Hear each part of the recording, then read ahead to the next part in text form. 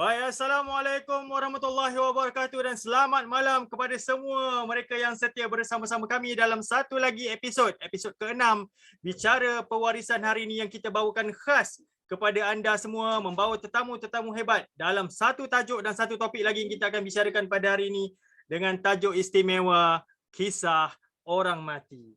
Okey. Ada pula yang nak iklan kat sini kan. Okey. Jangan kacau ayah. Okey. Okey semua, baiklah hari ini kita akan bersama-sama dengan panel hebat lagi. Kita akan meneruskan siri bicara perwarisan kita yang akan kita keudarakan. Kalau minggu lepas kita bawakan satu tajuk, tetamu Puan Zuraidah mengupas tentang tajuknya pun bagai tanduk di berkas, iaitulah cerita tentang bagaimana cabaran menguruskan pusaka ini dari sudut menguruskan emosi waris-waris. Minggu ini kita bawakan pula satu kisah lagi, iaitulah kisah orang mati, iaitulah pelajaran-pelajaran yang kita boleh pelajari mereka yang telah pergi. Seperti mana yang kita semua tahu tuan-tuan dan puan, apabila meninggal seorang anak Adam, 3 perkara yang perlu kita uruskan segera, iaitulah pengurusan jenazahnya, kemudian menyelesaikan hutangnya, dan ketiga mengagihkan pusakanya. Jadi kita akan membawa juga orang-orang yang memang ahli yang akan membicarakan topik kita pada malam ini. Okey, sebelum saya memperkenalkan mereka tuan-tuan dan puan, saya lihat alhamdulillah kita dah ada 60 orang yang sekarang ni sudah pun berada di hadapan ataupun sudah membuka handphone masing-masing untuk mendengar live kita. Sebelum tu tuan-tuan dan puan, saya minta satu bantuan daripada anda semua untuk apa? Untuk sharekan link ini. Kan ada button share tu, share kan supaya dia dapat capai lebih ramai pendengar di luar sana, lebih ramai rakan-rakan FB kita di luar sana untuk sama-sama kita menikmati perkongsian kita pada malam ini dengan kisah seram tak seram, kelakar tak kelakar, kisah orang mati tuan-tuan. Apa yang kita boleh belajar, pengajaran-pengajaran apa yang boleh kita ambil bagi menyiapkan diri kita kepada satu janji Allah yang disebut di dalam Al-Quran, kullu nafsin za'iqatul maut. Setiap yang hidup, setiap yang bernyawa itu pasti akan menemui maut ataupun ajal. Jadi kita harus mempersiapkan diri. Dalam rangka mempersiapkan diri tuan-tuan, kita ingin belajar apa yang perlu kita persiapkan. Baik. So, saya ingin memperkenalkan siapakah tetamu yang kita bawakan pada malam ini. Yang pertama adalah kita bawakan anda seorang ustaz. Kalau ramai yang mengikuti beliau, mungkin kenal. Nama dia Ustaz Rafi Undertaker. Beliau merupakan tulang belakang penggerak kepada skuad pengurusan jenazah Malaysia, SPJM. Kalau boleh cari dia punya Facebook page, Skuad Pengurusan Jenazah Malaysia SPJM, dan juga IG, Instagram SPJM. Apa peranan SPJM ni? Kejap lagi kita akan minta Ustaz kupas dan kongsikan apa yang aktiviti yang Ustaz jalankan bersama-sama dengan Skuad Pengurusan Jenazah Malaysia. Nama pun Skuad Pengurusan Jenazah. Saya rasa mungkin kita semua dah dapat tangkap apa yang apakah peranan skuad pengurusan jenazah ini. Seterusnya tetamu yang kedua, panel kita ada 2 panel hari ini. Panel yang kedua ni tidak asing lagi, memang saban minggu tuan-tuan melihat kemunculan beliau. Tapi kalau sebelum ini beliau sebagai moderator, hari ini kita akan mengupas, mengorek isi intipati susuk tubuh yang kita panggil Tuan Kamarul Azhar, ataupun lebih popular kita panggil dia sebagai Cam Hashim, yang merupakan peneraju kepada syarikat Kausar Wealth Management, sebuah syarikat yang pengkhususannya di dalam pengurusan pusaka dan juga perancangan harta orang Islam di Malaysia. So mereka ini memang ahli, memang berpengalaman luas di dalam bidang masing-masing. Orang kata apa? Subject matter expert.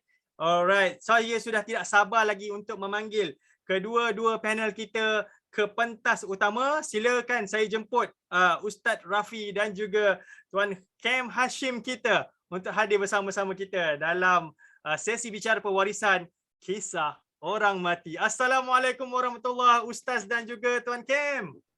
Waalaikumsalam warahmatullahi wabarakatuh. Masya Allah kan. Kalau tengok Ustaz punya background tu agak menyeramkan di situ. No wonder nama Ustaz Rafi Undertaker, tuan-tuan. Jangan takut, insya-Allah sepanjang perkenalan ringkas saya dengan Ustaz, orangnya sangatlah friendly, ramah kan, dan sedia membantu. Kalau tengok kepada latar belakang, Ustaz ni sangat colourful, warna-warni, daripada mendalami bidang syariah sampailah memasuki ke dalam bidang pengawetan mayat. So Ustaz, boleh tak saya minta Ustaz untuk kenalkan diri kepada sahabat-sahabat pendengar kita yang sekarang sudah pun mencecah 80 orang viewer setakat sekarang. Silakan Ustaz. Baik. Bismillahirrahmanirrahim. Line saya clear Tak ada sangkut Cantik. Okey, Assalamualaikum warahmatullahi wabarakatuh. Terima kasih kepada saudara moderator Muhammad Ushairi, Cik Muhammad Ushairi, ataupun orang panggil Yuyu Yuyu. Cik Azim sama saya.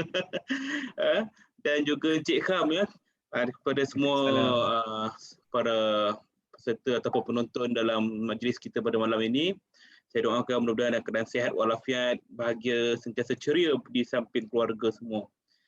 Jadi saya Muhammad Rafiuddin bin Zainal Rashid, ataupun nama gerunnya Ustaz Rafi Undertaker bukan Undertaker Wrestling ataupun WWE ke WWF dulu ke, bukan sebab saya merupakan pengurus jenazah yang terlibat dalam pengurusan jenazah ni lebih kurang 17 tahun, baru lagi lah kalau budak yang baru lahir tu umur dia tingkatan 5 bawah SPM tahun ni kan.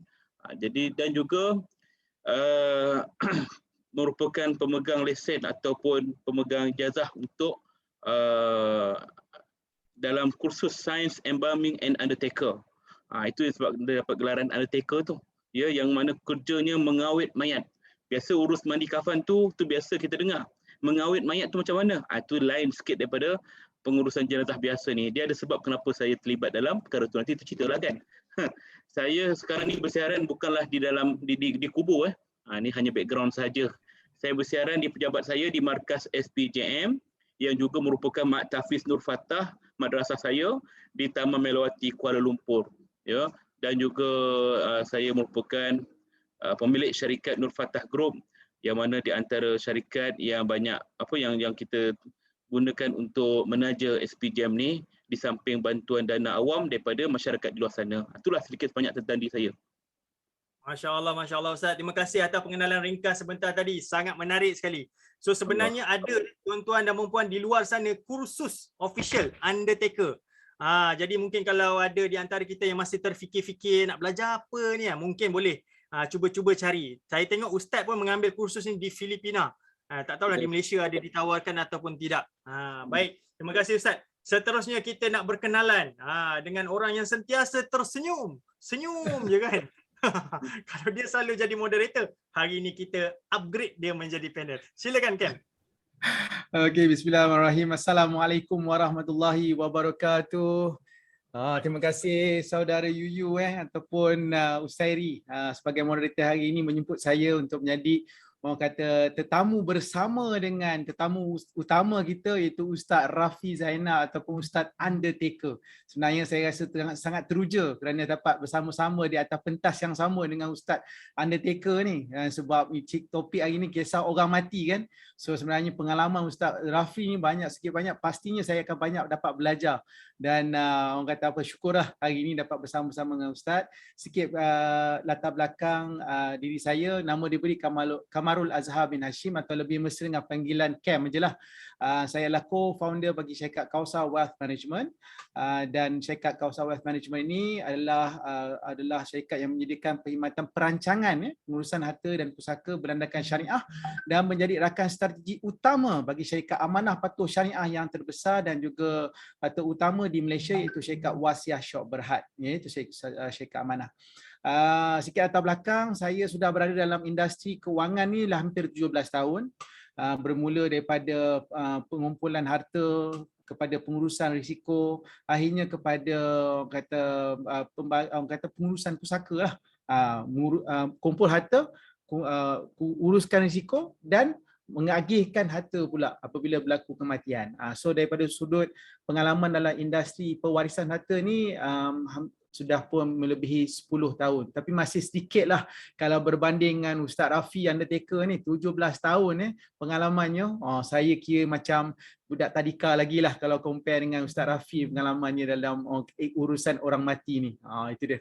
So sikit latar belakang tentang diri saya. Thank you, Cam. So dia macam seorang dah ready nak ambil SPM, seorang lagi baru UPSR.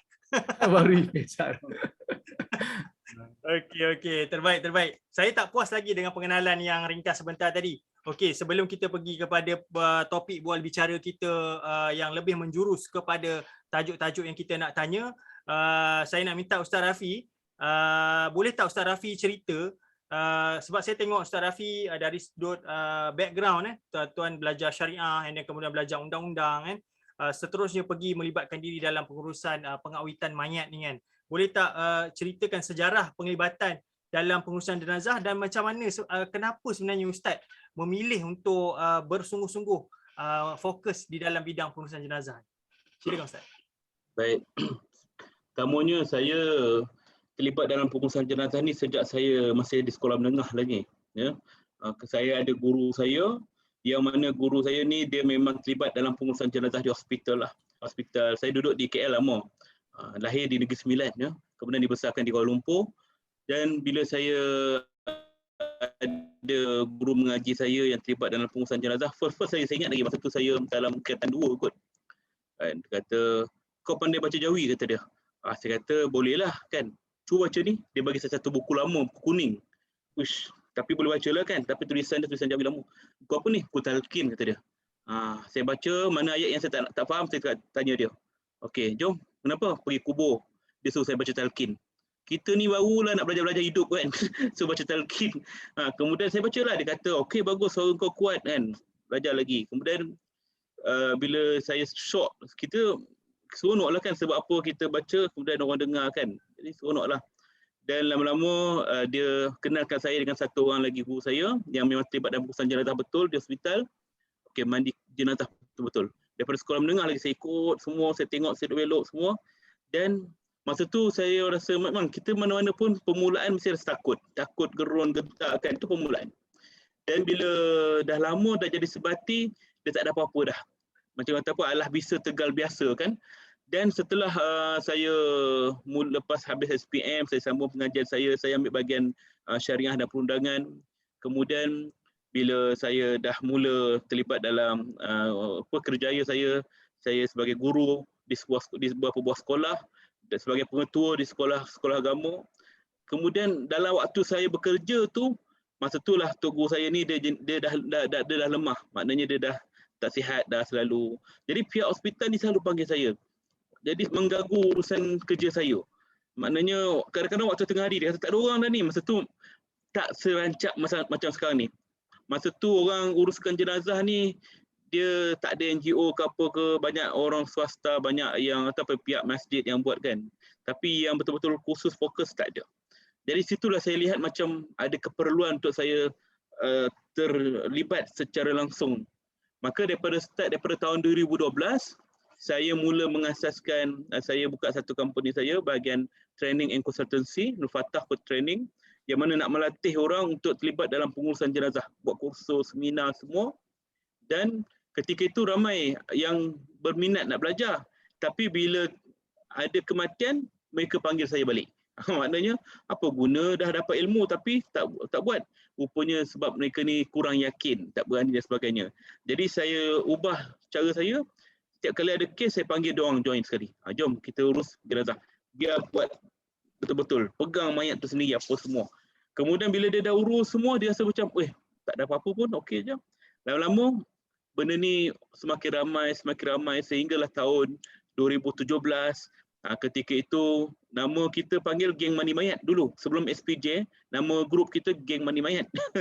Kan? Ada orang kata, Ustaz tukar nama boleh tak? Bila dah campur ramai ni betul macam keindah orang lah. Dia kata seram lah, apalah kan. Jadi saya kata nama apa? Ikutlah nama lain lah. Jadi timbullah idea Tim Pengurusan Jenazah, TPJ. Nama grup WhatsApp kita dulu. Kemudian bila kita dah asaskan lama Tim Pengurusan Jenazah ni, tiba-tiba ada cikgu bahasa Melayu kata, tim tu English lah, skuad pengurusan buat perkataan lain lah. Jangan tim English pengurusan jenazah Melayu, macam tak kena kata dia. Saya pun fikir apa perkataan lain sesuai kan. Takkan nak sebut pasukan pengurusan jenazah tak sedap je PPJ kan. Tertimbul pula idea skuad. Macam sedapnya nama skuad, maka lekatlah skuad pengurusan jenazah. Dan kes pertama yang mengenalkan kita kepada dunia luar ni ialah kes Darul Ittifaqiyah, kebakaran Tahfiz. Ketika itu yang melibatkan 23 orang guru dan pelajar di Keramat kan. Waktu tu memang tenaga pengurusan jenazah ada, tapi dalam kes-kes rare macam ni kurang. Ya, yang terbakar dan sebagainya kan. Skuad kami memang dah terlatih, memang dah lama dah dengan pengurusan jenazah macam ni. Lalu kami dipanggil kerjasama dengan pihak Jawi ketika itu, pihak JAKIM, KAGAT, ketika itu kita bantu. Waktu itulah ramai orang kenal SPJ dan sebagainya dan saya lihat ramai nak join. Kita belum daftar. Kemudian tahun 2018, awal bulan 1, kita daftarlah sebagai skuad pengurusan jenazah Malaysia, SPJM, di bawah ROS. Dan kita letakkan di bawah 3 objektif ketika itu. Yang pertama, untuk membantu masyarakat terlibat dalam pengurusan jenazah. Yang ini melalui pendidikan, kursus, seminar kita buat seluruh negara. Yang kedua, membantu mereka yang kurang berkemampuan. Setiap perkara mesti ada kos, termasuklah pengurusan jenazah itu sendiri. Jadi bagi orang yang tak mampu, maka inilah peranan kami. Bantu mereka yang tak mampu ni, kita tolong uruskan, bantu mereka. Dan yang ketiga, sebagai persediaan awal sebelum berlakunya bencana alam. Waktu tu tak terfikir pun tentang wabak pandemik macam ni. Saya fikir bagaimana seandainya, wa'yazubillah lah, seandainya Malaysia ni ditimpa gempa bumi macam Indonesia, tsunami macam Indonesia. Mereka dah biasa dengan krisis bencana alam. Kita tak pernah lagi. Jadi di situlah saya terfikir benda ni tak mustahil akhir zaman ni benda ni boleh berlaku.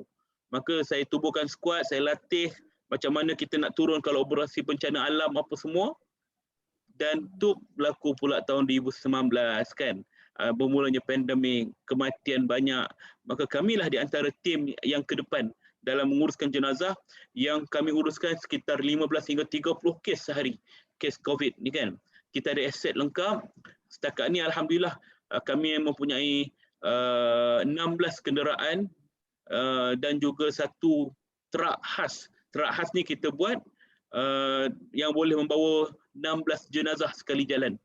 Truk khas yang macam ada chiller, ada aircon, ada ais tu kan untuk bawa jenazah COVID.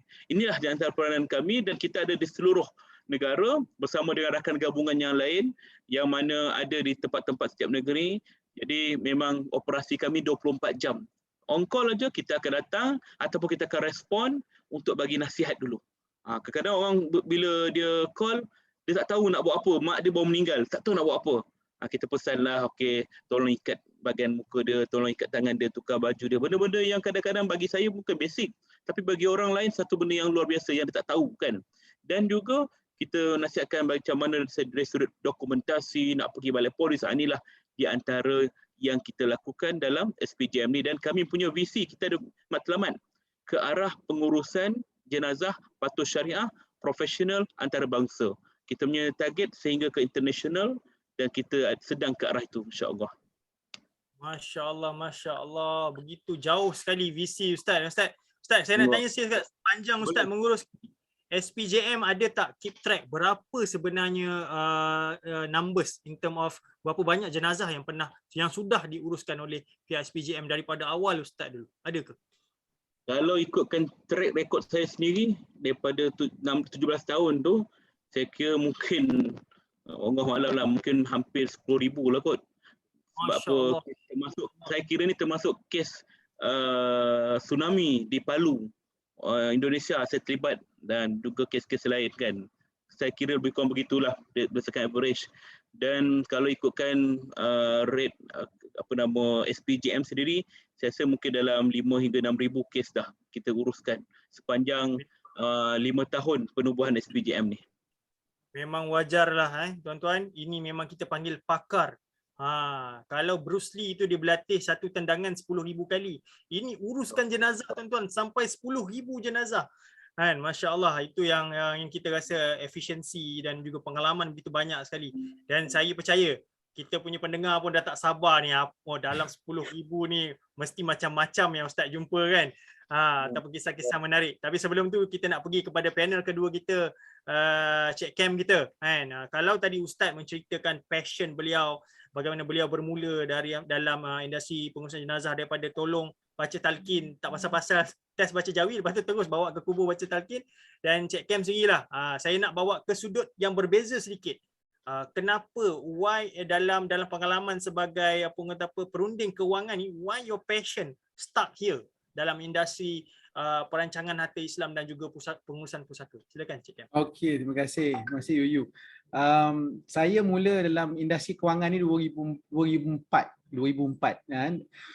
Bantu orang buat investment kan, unit trust, kemudian kita pergi ke pengurusan risiko kan, dan kemudian kita buat juga pewarisan harta Islam, maknanya buat wasiat masa tu, sikit ibah dan mewakili syarikat amanah. So bila saya mendalami ilmu kewangan, saya belajar Islamic Financial Planning, Registered Financial Planning more than about 10 years ago kan. Saya tengok dalam kelas-kelas saya tu sebenarnya ramai orang non-Muslim yang lebih berminat nak belajar tentang syariah ni.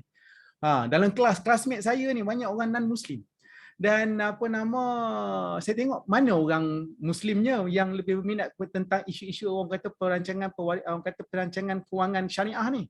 Tak ramai pada masa tu. So kelas saya. Dan pada waktu itu pula saya dapati yang antara topik yang saya paling tertarik adalah isu ataupun topik pewarisan harta Islam. Isu-isu yang berkaitan dengan pengurusan pusaka, wasiat, hibah, wakaf dan seterusnya. Dan pada waktu itu pula bila saya dah belajar pasal benda tu, mulalah orang kata saya mula alert. Dan ramai pula yang saya jumpa rakan-rakan yang non-Muslim ni menceritakan tentang kepentingan merancang ataupun membuat wasiat, membuat hibah kepada Muslim. Ni non-Muslim ni cerita kepada Muslim ni. Kan, dia menceritakan tentang surah An-Nisa ayat 11, ayat 12. Cerita tentang kenapa kita kena bayar hutang apa semua. Saya tengok tak ramai yang bercerita tentang topik ni. Ini pengalaman saya cakap mana orang Islam ni? Kan, ini orang rakan kita yang non-Muslim duk cerita pasal ni. Dan mereka pula memang dah merancang dah. Diorang dah buat will dah. Diorang ada memang aktif. Dan memang kawan-kawan non-Muslim kita dah buat investment, dah buat risk management, dan mereka bermula dengan perakhiran will tu diorang dah buat dah. Saya tengok mana orang Islam tak ada. So masa itulah saya rasa ada ketanggungjawatan yang kita perlu lebih ramai lagi yang ada ilmu ini untuk sampaikan kepada orang Islam. So dan saya buat kajian, saya dapati yang sebenarnya ramai orang Islam tak tahu. Malah statistiknya orang kata daripada 1,000 orang mungkin 2-3 orang je yang dah buat. 1,000 tu bukan daripada 100, 1,000. Ramai orang tak tahu. Dan mereka nak orang lebih selesa bila nak dengar daripada orang Muslim sendiri bercerita tentang orang kata hukum makam dan juga proses-proses untuk merancang pewarisan. Di situlah saya terpanggil, dan masa tu saya dah mewakili beberapa syarikat amanah. Tapi masa tu saya terpanggil dengan business partner saya, Puan Suzana Abu Bakar, untuk tubuhkan Kausar Wealth Management pada tahun 2014. Dan menjadi orang kata serahkan strategi kepada syarikat Wasiah Syok Berhad pada masa itu, bermula dengan 2 orang. Hari ini alhamdulillah kita telah melatih hampir 1,500 perunding pewarisan seluruh Malaysia, dan dan hasrat kita ialah supaya kita nak jadikan harta yang dimiliki orang Islam hari ini dapat memberi manfaat kepada diri mereka dan juga kepada waris mereka, sebab banyak harta yang beku kat Malaysia hari ini. Dan hari ini yang paling beku, paling ramai adalah orang Islam. So hari ini itu yang kita tubuhkan Kausar itu dengan wealth management, bermaksud Kausar itu adalah nikmat yang berganda-ganda, atau bahasa Inggeris dipanggil abundance kan. Wealth management, pengurusan harta lah. So maknanya kita menguruskan harta yang Allah bagi dalam nikmat tadi tu, supaya apabila kita uruskan, kita boleh mencapai kejayaan dunia dan akhirat. So itu yang sebenarnya harta kat dunia ni kita boleh bawa juga sebagai kita punya saham akhirat kita. Dan kalau kita rancangan baik, maka kita boleh pastikan waris kita harta kita dapat diwarisi dan juga memberi kebaikan kepada umat. Dan sasaran kita nak bantu 100,000 umat Islam kat luar sana, 100,000 keluarga, supaya mereka mempunyai solusi yang pastinya dapat memudahkan waris-waris yang dikasih. Itulah sebenarnya terpanggilnya hari ini berada dalam industri ini kerana tanggungjawab fardu kifayah tadi tu. Terbaik. Kedua-duanya adalah panel yang memang ahli dan mewakili satu sudut fardu kifayah yang memang dituntut di dalam Islam. iaitulah pengurusan jenazah dan juga pengurusan pusaka dan juga perancangan harta. Memang tak salah lagi lah orang yang kita bawa ni. Kita pun dah hampir nak panas. Saya lihat penonton kita pun sudah naik ke 111 orang sekarang ni. Kepada anda yang baru saja mendengarkan kami, sila share juga link ini kepada lebih ramai supaya mereka dapat menikmati perkongsian. Kita dah orang kata panas enjin tu dah nak masuk gear 3 dah ni. Gear ketiga ni memang kalau terlepas rugi. So sharekan kepada lebih ramai orang di luar sana untuk kita terus mendengar perkongsian daripada panel-panel hebat kita, Ustaz Rafi Undertaker dan juga Sheikh Cam. Nak pakai gelaran apa yang belakang? Okey. Belum ada lagi, nanti kita akan fikirkan. Ustaz, masa kita briefing hari tu, bila kita minta Ustaz berkongsi, Ustaz memang terus keluarkan. Ni saya ada tulis buku. Tajuk buku tu kisah 40 kisah orang mati. So dalam pengalaman Ustaz menguruskan jenazah dan sebagainya, boleh tak Ustaz kongsikan kepada kami mungkin kisah-kisah yang boleh menjadi tauladan ataupun kisah-kisah yang mungkin menjadi sempadan yang dalam pemerhatian Ustaz, yang mana kita boleh belajar sesuatu dan mungkin mengambil iktibar daripada kisah itu, Ustaz. Silakan Ustaz. Baik, terima kasih. Saya pun berbanggalah dengan usaha yang dibuat oleh Cik Cam dalam pengurusan harta Islam ni. Benda satu benda yang penting sebab saya pun dulu terlibat dalam, saya pernah belajar dalam bab tu kan. Tapi yang betul lah dikatakan kebanyakannya orang non-Muslim yang lebih cakna dalam isu ni berbanding kita orang Islam ni kan. Sebab tu kalau tidak takkanlah dekat amanah berhad tu amanah raya berhad. Amanah raya tu yang mana dia boleh simpan sampai berapa puluh bilion kan duit yang dibekukan dalam tu. Sebab apa? Kerana masalah pengurusan harta ni lah. Ya, orang tak tahu sangat tentang hibah ke apa, mungkin dia dengar tapi dia tak nak ambil tahu. Bagi dia tak ada kepentingan kan. Jadi isu-isu macam ni lah yang perlu kita kupas kepada masyarakat kan. Dan juga kalau nak di-joinkan dengan pengurusan jenazah ni, dia adalah satu benda yang tepat kan. Saya dalam kalau nak ceritakan tentang pengurusan jenazah ni, macam-macam cerita kan. Waktu saya buat satu buku, ada orang kata, Ustaz tak ada cerita ke tentang ni kan. Orang ni suka sangat nak tengok cerita hantu kan. Kalau cerita jenazah dia fikiran dia macam cerita Mastika ke Persona dulu ke kan. Ataupun Tanah Kubur ke drama tu kan. Maknanya dia nak cerita-cerita yang macam tu kan. Tapi bagi saya benda tu ialah satu cerita hiburan lah. Maknanya kata kalau drama tu lebih kepada kita tengok mengisafi kita kan. Tapi hakikatnya tidaklah berlaku seperti itu. Maknanya macam kita baca Wasika dulu kan, tengok terjeli lidah lah apa semua kan. Dia benda tu cerita yang aib-aib ni orang suka, tapi cerita pengajaran ni orang tak apa nak gemarkan. Tapi itu yang sepatutnya kita ambil sebagai iktibar kan. Saya mengarang kitab ni, buku ni, 40 kisah orang mati. Ni saya tulis siri 1. Sebab saya tahu nanti akan ada siri 2, siri 3 kan. Jadi saya tulis siri 1 awal, yang mana setiap kematian ada kisah ibrah dan iktibarnya. Dia bukan cerita pasal cerita yang rekaan ke, cerita penambahan yang berlebihan ke. Dia cerita masyarakat. Apa yang berlaku dalam masyarakat kita dalam bab kematian ini, tentang bagaimana suami isteri yang duduk di negara yang asing, contohnya macam satu orang Rohingya yang duduk di tempat kita ni, kita tahu mereka ni menumpang saja kan. Bila terpisah, tak tahu apa cerita, isteri duduk kat hospital sakit, kemudian meninggal dunia, baru suami tahu. Ini cerita-cerita yang perlu kita bagi tahu supaya menjadi iktibar pada masyarakat, betapa kita perlunya bersyukur duduk dalam negara kita ni, dapat bersama dengan keluarga kita kan. Kemudian ada cerita yang tentang bagaimana seorang anak yang dihukum dalam penjara kerana atas kesalahan tertentu. Kemudian dia ayah dia meninggal. Mak dia tunggulah mana anak tak datangkan. Dia minta kebenaran untuk lepaskan anak dia kejap. Dan dah selesai ke bumi dah selesai talqin dah apa semua, barulah datang PN Penjara Malaysia. PN Penjara datang bawa anak dia perempuan.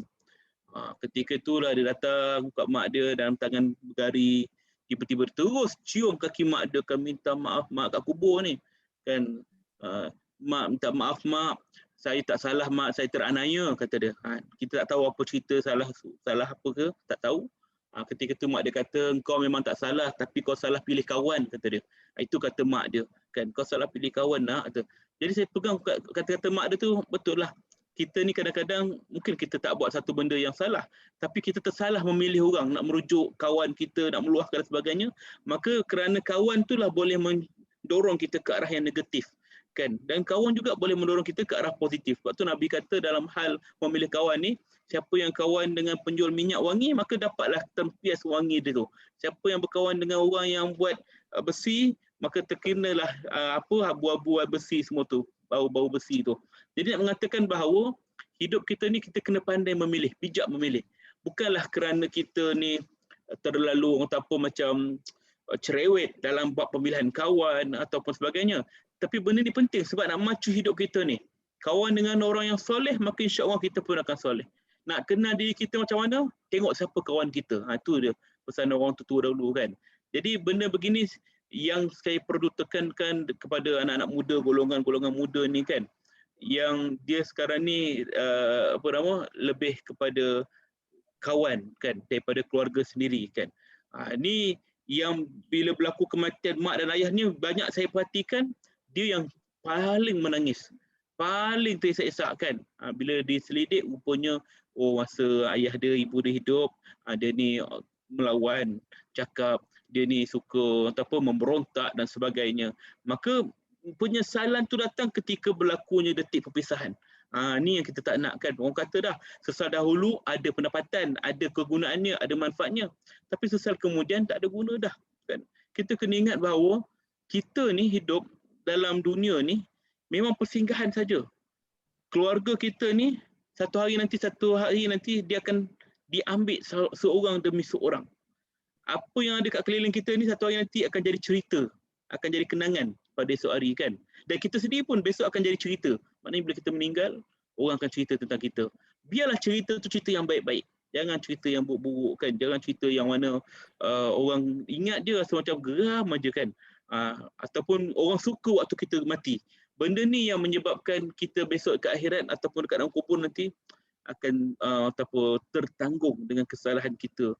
Yang mana dalam dunia ni sementara je, tapi ke akhirat kekal selamanya. Ada guru saya pesan, dia terangkan, usia umat Nabi ni 60 hingga 70 tahun. Kan, kata Nabi. Rasulullah sendiri pun usianya sekitar 63 tahun, kemudian wafat. Dan kita ambil nisbah lah berdasarkan hadis, mengatakan satu hari akhirat bersamaan dengan 1000 tahun dunia. Dia punya antara dia, ratio dia tu. Satu hari akhirat 1000 tahun dunia. Kalau kita nisbahkan satu hari akhirat tu dengan 1000 tahun dunia, kita ambil 63 tahun tadi. Berapa waktu dengan hari akhirat tadi? Sehari 1000 tahun dunia. 63 tahun dunia, bila dihitung, dikira, ditolak, dibagi, rupanya 1 jam setengah sahaja umur kita kat dunia ni. Bersama dengan akhirat, kita hidup 1 jam setengah sahaja.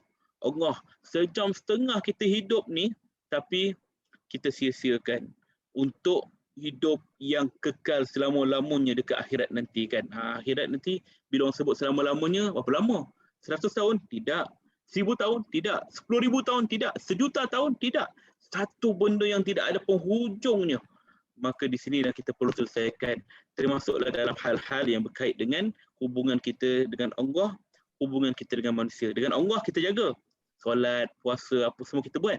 Hubungan dengan manusia ni. Hubungan manusia ni dia kompleks, dia luas dan sebagainya.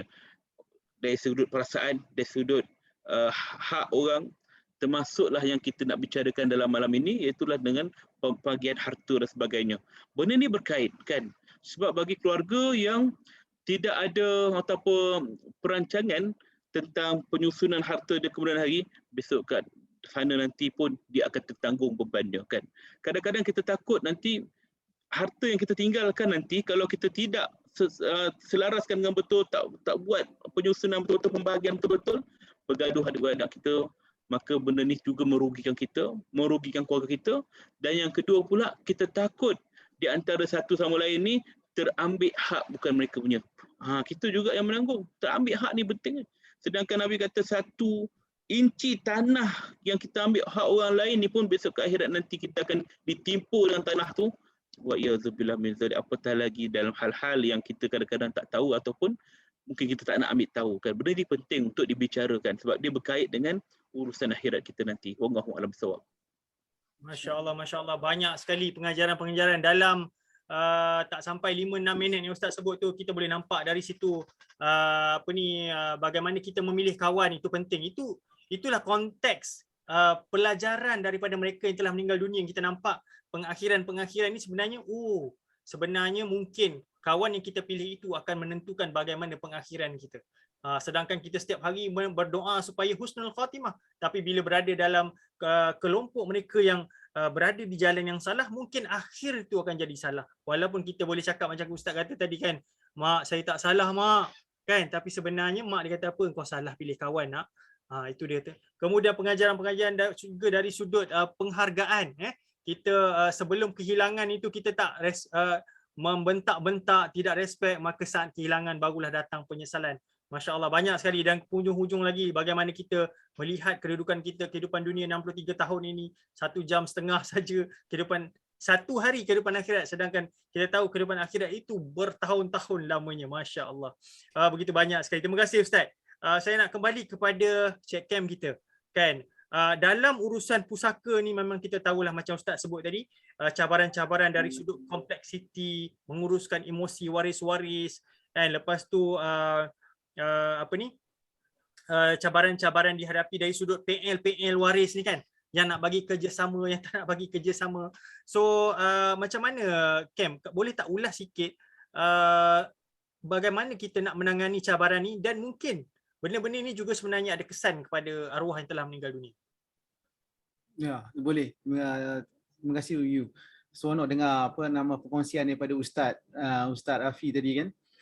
Ustaz cerita pasal hubungan sesama manusia, kan? Ustaz cerita tentang tangisan, kan? Tangisan yang orang kata penyesalan, penyesalan pegang kaki mak.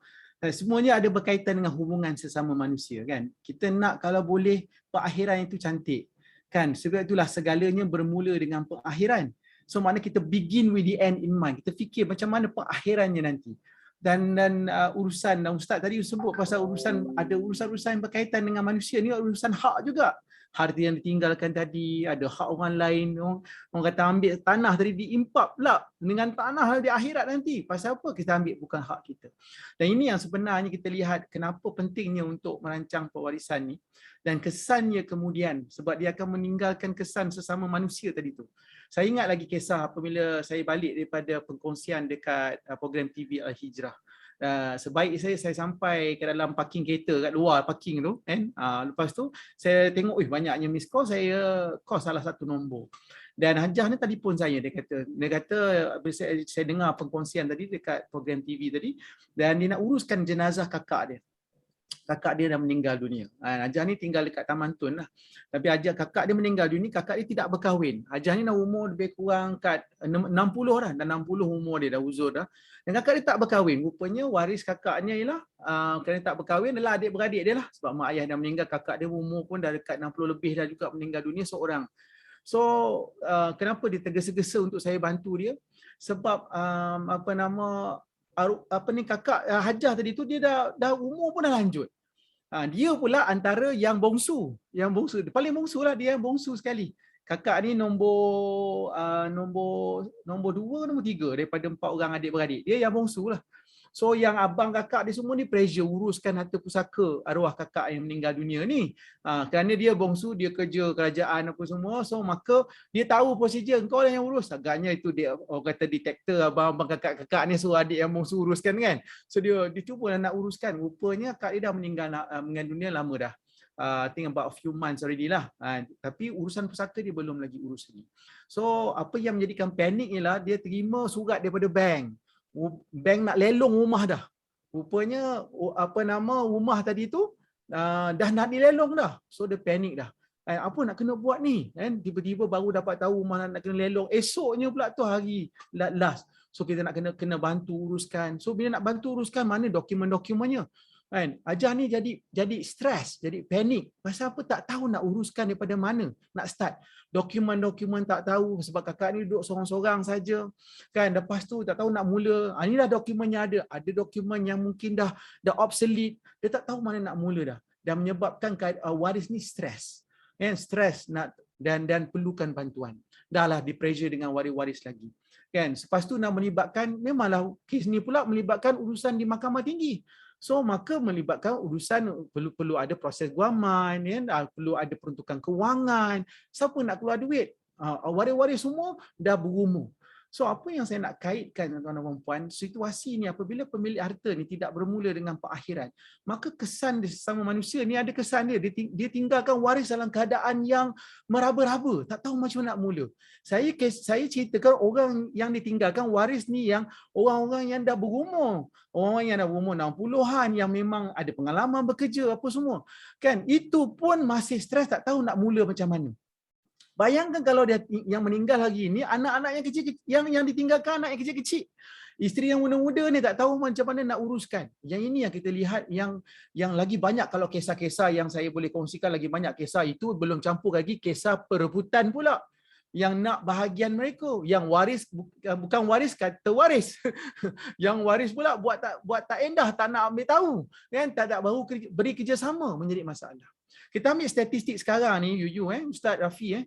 Sekarang ni saya ada baca semalam artikel 1,517 budak sekolah kehilangan ibu bapa sewaktu COVID sekarang ni. Maknanya ayah mak meninggal dunia ni, anak-anak ni sekarang ni masih bersekolah ni kehilangan, jadi anak yatim piatu. Dan isteri saya seorang guru, kat sekolah dia saja pun ada 15 orang anak yang yatim piatu, mak ayah meninggal dunia kerana COVID. Bayangkan urusan macam mana nak kelangsungan hidup mereka ni.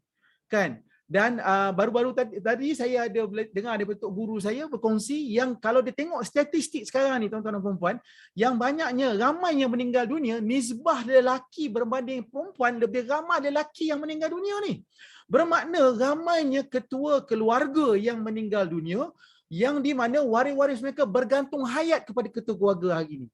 So di sinilah tuan-tuan dan puan-puan, apabila kita tengok kadar harta beku yang semakin meningkat setiap tahun, tak pernah turun 70 bilion ni, kita tengok pula situasi-situasi yang datang kepada kami dalam keadaan yang macam waris tak tahu, walaupun dah berumur, apatah lagi yang masih kecil lagi anak-anak yang bergantung hayat ni kepada ibu ayah mereka. Kita tengok statistik pula yang dikeluarkan oleh pejabat tanah, di mana daripada 100 orang yang meninggal dunia, dibuat kajian 20 orang saja yang memfailkan pada tahun yang pertama orang yang meninggal dunia tadi, lagi 20 orang daripada 100 tadi tu akan memfailkan 20 tahun kemudian. Dan baki 60 orang tadi tu akan memfailkan over 70 years. Bayangkan Ustaz Rafi, kalau uruskan harta pusaka macam uruskan mayat. Kalau mayat tadilah orang kata tak dikebumikan, orang kata 20 tahun kemudian, 70 tahun kemudian, apa jadi kepada mayat tadi? Pastinya dia dah jadi macam-macam kan, membusuk apa semua. Pusaka pun macam tu juga. Kan, inilah sebenarnya isu-isu berkaitan dengan urusan pusaka ni lagi dilewatkan, lagi bermasalah dan memberi kesan sesama manusia. Kan? Kita jangan lupa urusan pusaka bukan urusan harta, tapi urusan manusia sebenarnya, sebab kita berurusan dengan waris yang ditinggalkan, dan bila manusia dia melibatkan emosi. Baik, terima kasih Cik Kem. Masya Allah, saya suka analogi tadi.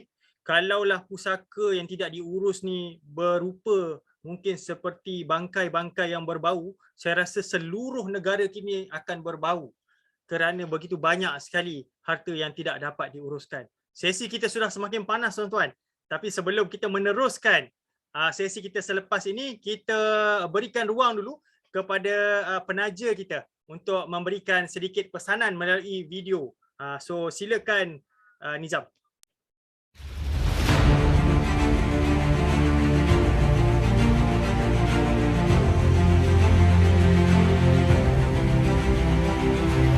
Kesedaran masyarakat Islam mengenai harta yang tidak dituntut dan beku ini semakin meningkat.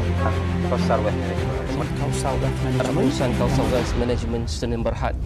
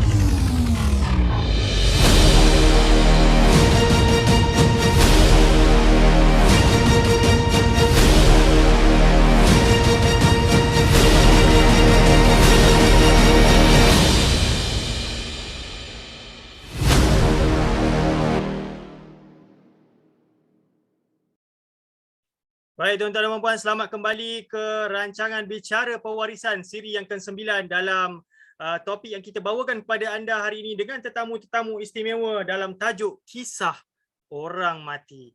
Tetap kita masih lagi bersama tetamu kita Ustaz Rafi Zainal ataupun Ustaz Rafi Undertaker dan juga Cik Cam. Saya masih lagi tak dapat bagi nama dekat dia, Cik Cam apa Okey, untuk kita mengupas isu-isu berkaitan dengan kisah orang mati. Kalau tadi sebelum kita berhenti rehat, Ustaz Rafi ada berkongsi dengan kita kisah-kisah pelajaran yang boleh diambil.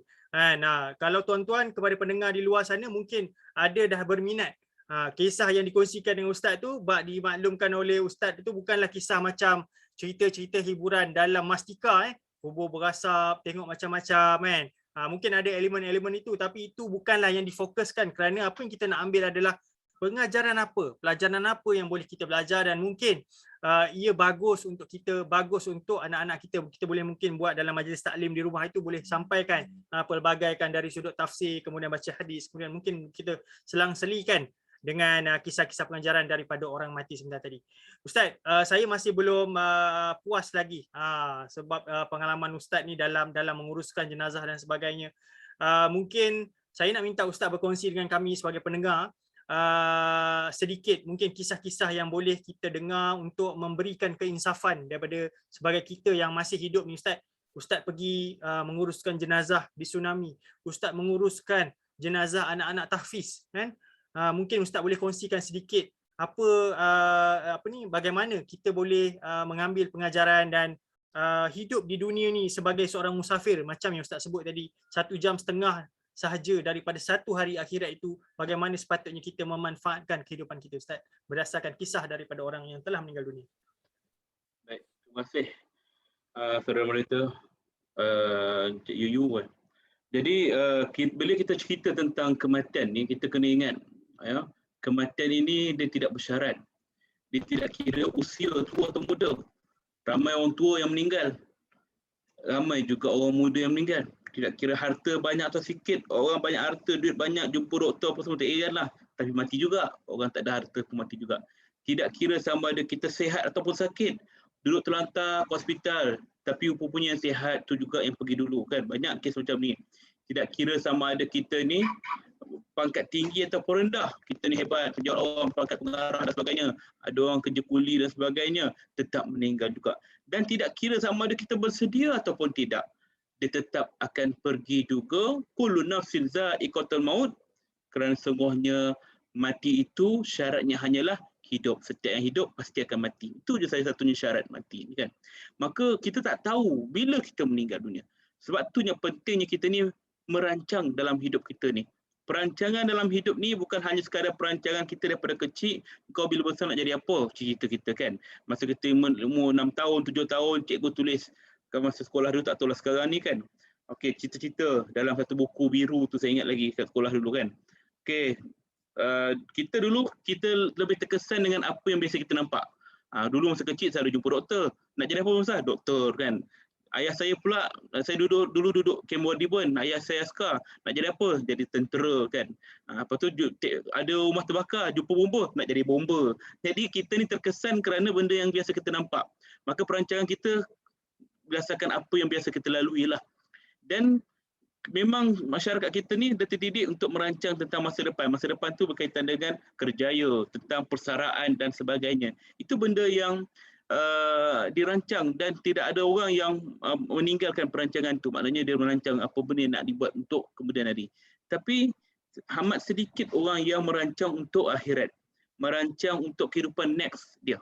Next kita ni kalau ikutkan station, saya suka bagikan analogi, kita ni baru station yang ketiga dalam kehidupan. Roh kita ni mengembara. Pengembaraan roh kita ni bermula daripada alam roh tu sendiri. Alam roh ketika Allah ciptakan roh ni, punyalah banyak rohnya ni. Dan ketika itu Allah kata pada malaikat-malaikat, aku nak jadikan manusia ni untuk hidup dekat muka bumi ni. Maka malaikat pun berkata, bumi ni kecil, mana muat nak sumbat semua manusia ni. Maknanya kita ni yang hidup daripada zaman Nabi Adam sampai akhirat ni, hidup ketika tu dalam roh. So, bumi kecil, mana nak muat sumbat semua sekali. Macam itulah maksud dia. Maka kata Allah Ta'ala, aku tahu apa yang kau tak tahu. Kan? Maka Allah Ta'ala pun menciptakan al-maut, kematian. Maka situlah di setiap ada kelahiran pasti ada kematian. Kalau tak ada mati, berkumpullah manusia ni kan. Macam tadi kata Encik Kem tadi kan, kalaulah harta tu diibaratkan macam manusia yang tak diuruskan, tentulah dunia ni busuk dengan bangkai kan. Begitulah maksudnya ialah, kalaulah dunia ni tidak ada kematian, tentu penuh. Tak cukup ruang kita nak duduk pun tak berimpit-impit semua kan. Tapi adanya kematian, situlah dia. Dan setelah itu kita pindah ke alam rahim, perut mak kita. Kemudian alam dunia kita hidup sekarang ni. Kemudian kita akan masuk ke alam barzah yang keempat. Kemudian yang kelima kita akan masuk ke alam mahsyar. Kita akan dihitung di sana. Kemudian barulah kita ke alam penghabisan, iaitu alam akhirat, iaitulah sama ada syurga ataupun neraka. Maka benda beginilah perlu kita rancangkan. Pengalaman saya dalam menguruskan jenazah ni, antaranya Ittifaqiyah, pengalaman yang tak dapat saya lupakan, memang itulah dia. Bagaimana kita nak menguruskan anak-anak kecil yang sebaya anak-anak kita ke rumah tu, yang dalam keadaan yang rentung, yang bukan sekadar terbakar biasa. Rentung maknanya kata ada yang mukanya tinggal separuh, ada yang tinggal kaki, tangan saja. Yang cukup menyayat hati bila mana kita terpaksa tayamum jenazah tu. Dia tak boleh mandi, tak boleh. Kita buat macam biasa. Kita hanya sekadar tayamum di atas jasad dia tu sendiri. Allah cukup memilukan bagaimana seorang ibu yang awalnya dia kata nak ikut, nak tengok anak dia ni. Ustaz, saya nak masuk kejap, kata dia. Nak masuk dalam bilik mayat, kita nak uruskan jenazah tu. Saya kata, minta maaf puan, waktu pengencaman tadi, sekarang waktu pengurusan, kami nak uruskan. Ustaz, saya tak sempat nak tengok. Betul, suami dia pun kata, bagilah isteri saya tengok sebab tadi dia kat dalam bilik forensik dia pengsan. Saya lagi risau, kalau dia pengsan kat sini lagi susah kan. Jadi saya kata tak apalah puan, nantilah saya bagi. Nak tengok juga. Dia keras, saya pun bagi masuk. Bila dia masuk, puan sabar ya, apa-apa jadi kena istighfar, kuatkan semangat. Saya buka kain yang tutup anak dia tu, Masya Allah. Dia meraung, tengok anak dia tu ni bukan anak saya, bukan anak saya. Kata, saya ni anak puan, memang ada titi dia, DNA semua mengesahkan dia anak puan. You know? Kita kena sabar, kena ikhlas, redha. Ini ketentuan Allah Ta'ala. Kemudian dia menangis-nangis, saya kata suami dia, bawa keluarlah. Sebab kami ni ada banyak jenazah lagi nak diuruskan. Jadi suami dia tarik isteri dia lepaskan pegang suami dia. Ustaz, satu lagi permintaan saya. Ini cukup saya sebab apa? Saya nak cium, kata dia. Saya nak cium anak saya. Saya pandang orang lain. Macam mana nak cium anak dia dah rentung, nak cium apa kan? Tak ada apa-apa nak dicium. Puan cium apa, pegang sajalah, tak ada apa nak dicium kan. Ini anak saya nak cium juga anak saya. Umur anak dia umur 10 tahun ke 11 tahun macam tu. Tak apalah, saya pun tutup anak dia dengan kain, saya suruh dia cium atas kain. Dia pergi kat anak dia perlahan. Rupanya dia selak kain tu, dia cium atas betul-betul atas rangka anak dia tu. Ya Allah, tanpa ada rasa geli, takut, apa jijik, bau macam-macam kan. Dia cium. Dan saya masa tu kita dah diberi taklimat, jangan sedih, jangan menangis depan waris. Sebab kita kena jaga emosi. Dalam keadaan macam tu, siapa yang tak menangis? Nangis saya pun nangis. Kata puan, bawa keluar. Ayah dia, suami dia tarik, isteri tu, terlihatlah kesan kulit anak dia yang terbakar tu kat pipi mak dia. Menunjukkan mak dia tu memang cium betul-betul. Allah, berair mata tuan-tuan. Ini satu benda yang saya masih segar dalam ingatan. Setiap kali kisah tu naik dalam Facebook saya kan, Facebook dia ada reminder balikkan cerita yang lama tahun lepas. Mesti saya akan rasa macam ingat bayang peristiwa tu. Tu kisah yang cukup sedihkan. Tu antaranya lah. Kalau cerita tentang kisah-kisah lain yang boleh saya ceritakan, inilah kisah bagaimana di Palu tsunami ketika berlaku di Sulawesi Tengah ya, yang mengorbankan sebenarnya ramai 60 ke 70 ribu orang.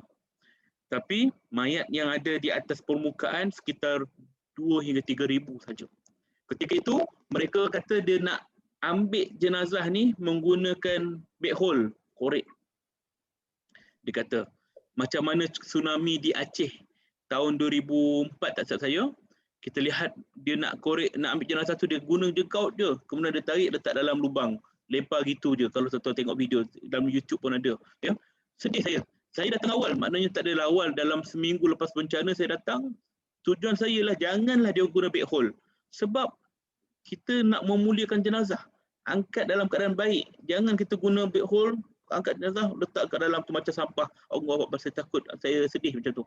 Saya nasihatkan pada dia. Ketika tu saya bergabung dengan tim TNI, Tentera Nasional Indonesia dengan Palang Merah Indonesia PMI. Ketika itulah dia nasihatkan saya, minta pendapat. Saya kata, mana jenazah yang ada dalam, sebab ketika bencana tsunami di Palu ni, dia bukan hanya tsunami. Dia ada 3 bencana alam serentak. Iaitulah tsunami, kemudian gempa bumi dan satu lagi likuifaksi. Likuifaksi ni satu bencana alam yang tak pernah berlaku, mungkin dulu pernah berlaku tapi zaman kita sekarang ni tak pernah berlaku. Iaitulah tanah bergerak. Tanah bergerak, berpindah. Ya. Saat saya datang ke sana, saya lihat satu kebun jagung. Kebun jagung ni dekat atas highway. Highway tu terpotong, kebun jadi. Saya katakan, macam mana kebun ada sini? Oh, dia kata, Pak Ustaz, kebun tu sana. 2 kilometer kata dia. 2 kilometer terbawa sampai ke tengah highway. Terpotong jalan tu. Saya fikir macam manalah bila dalam keadaan normal nanti, macam manalah dia orang nak tentukan tanah-tanah dia orang ni kan. Ni tanah siapa, ni tanah siapa kan. Dah bercampur dah. Itu satu hal. Ada mayat yang duduk dalam tanah tu sebab dia berlaku likuifaksi, bumi tu bergerak. Bergerak macam kisar. Mayat dimasuk ke dalam, tersedut ke dalam tu, kemudian ada satu macam tenaga di bawah tu tolak balik tanah tu, dia himpap muka bumi terbalik. Sebab itulah di dalam tanah tu banyak orang tertimbus. Jadi keluarga kata nak gali, nak cari keluarga dia. Saya kata tak perlu. Tak perlu kerana ini dalam keadaan darurat. Kalau kita korek pun takut bau busuk dan sebagainya. Maka itu adalah pengalaman saya lah dalam menguruskan jenazah tu. Dan saya nak kongsikan sikit satu kisah kan yang berkait dengan apa yang kita kongsikan pada malam ni. Iaitulah tentang pembahagian harta, pengurusan harta sebagainya. Dalam buku 40 kisah yang saya buat ni, ya, ada satu kisah yang saya masukkan dalam halaman yang kedua ni, wakafkan semua tanah-tanah dan dusun kepunyaan ayah saya. Saya dapat satu kes ni, kalau saya ambil sikit masa yang mana lepas saya uruskan satu jenazah pada hari Jumaat tu, kemudian dalam sehari, 2 hari, 3 hari lepas tu datang satu orang telefon saya. Ustaz, saya nak jumpa Ustaz, kat mana? Saya kata saya dekat surau. Saya bagi alamat semua. Ustaz uruskan ayah saya hari tu. Saya tak ingat dah pasal mana kita ingat pengurusan jenazah kan, dah seminggu dah lepas. Kemudian Ustaz dia tunjuk satu sampul. Minta tolong Ustaz uruskan ni, kata dia. Apa ni? Saya buka sampul, geran tanah. Geran tanah ada dalam 4-5 line macam itulah. Saya kata sana siapa? Arwah ayah saya. Saya kata kenapa macam ni? Kami adik-beradik pakat. Dia ada 5 orang adik-beradik, 4 perempuan, 1 orang lelaki. Dia seorang lelaki, saya nak bongsu, saya nak wakafkan semua harta ni untuk ayah saya. Saya kata, ya betul, kenapa? Ayah saya tak sempat nak bahagikan harta ni, kata dia. Tak sempat nak bagi harta ni, jadi kami adik-beradik ni tak nak pening kepala. Kami bukan senang Ustaz, saya kerja postman, kata dia. Jadi saya ambil pendekatan, pakat adik-beradik, kita semua ada rezeki masing-masing, harta ni, tanah ni ayah yang usahakan masa hidup, biarlah bermanfaat untuk dia kat sana nanti. Punyalah saya tak pernah jumpa keadaan macam ni. Maknanya orang sanggup satu tanah pun tak ambil. Semua dia nak bagi. Saya kata bincang balik dengan adik-beradik. Tak Ustaz, kami dah bincang dah. Memang kakak saya apa semua kata tak nak. Dia kata tak nak pening kepala. Tuan-tuan ya, banyak kisah yang saya lihat, yang saya lalui, saya pernah nampak ialah orang berebut. Kadang-kadang dalam ketika nak urus jenazah ni, dia siap telefon kata, kau tak tahu, tak balik ke? Dia panggil anak dia, dia cakap melalui telefon, saudara dia kat luar negara ke mana saya tak tahu. Kejap lagi kita nak bincang ni, bila lagi kita nak bincang? Time ni nak berkumpul. Saya dengar dia nak bincang tentang harta ayah dia ni. Allahuakbar, saya tu macam tak tergamaknya ayah tengah mandi ni, dia boleh bincang sebabkan kerana mungkin waktu hidup mungkin tidak ada pembahagian ataupun tidak ada pengurusan yang lebih strategik sehingga mereka ni kejar ke arah tu. Inilah benda yang cukup saya sedih yang saya lalui lah. Banyak lagi kisah tapi kesempatan yang kita ada ni mungkin tak sempat untuk saya cerita kongsikan yang lebih. Itu saya kata kalau sekata ada yang berkenan boleh dapatkanlah buku ni. Bukanlah saya nak kata buku baik, tapi ada kisah masyarakat yang boleh kita ambil iktibar kat situ. Wallahu a'lam bissawab. Masya Allah, terbaik Ustaz. Terpegun kami mendengar cerita, diam tak diam kan, sedar tak sedar kan. Waktu pun sudah mencecah jam 10. Tapi insya-Allah kita untuk sesi yang istimewa ni, saya rasa macam buku cerita yang Ustaz tulis tu, kita pun kena mengajak Ustaz lagi untuk sesi-sesi seterusnya, episod 2, episod 3, kisah orang mati ni, sebab saya rasa tidak cukup waktu untuk kita mendengar perkongsian Ustaz. Saya nak kembali kepada check cam kita kan. Kalau kita lihat tadi kan, macam Ustaz cakap, bila anak-anak ingin mewakafkan, dan kejadian yang kita jumpa hari ni, kita sebagai perunding pun memang banyak jumpa sebenarnya kisah-kisah yang sensasi itu adalah kisah perebutan kan.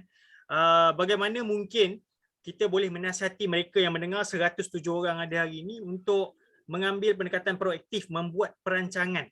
Macam mana supaya pengurusan itu menjadi tidak sukar kepada waris-waris. Mungkin Cik Ken boleh kongsikan sedikit tips. Okey Tuan Yuyu, macam mana nak buat perancangan kan? So pertama saya suka sebab topik malam ni kisah orang mati kan.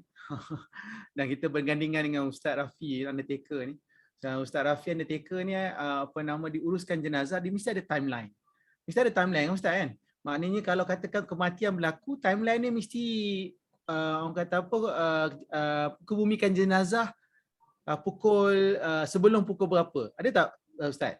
Contohnya kalau orang kata kematian malam, dia mesti ada timeline, dia mesti nak kena jenazah kebumi by pukul berapa, ada ke Ustaz? Ya, sebab kita nak kena aturkan kubur, nak kena aturkan dengan waris yang mana tempat lain. Semua benda ni kena ada perancangan kan.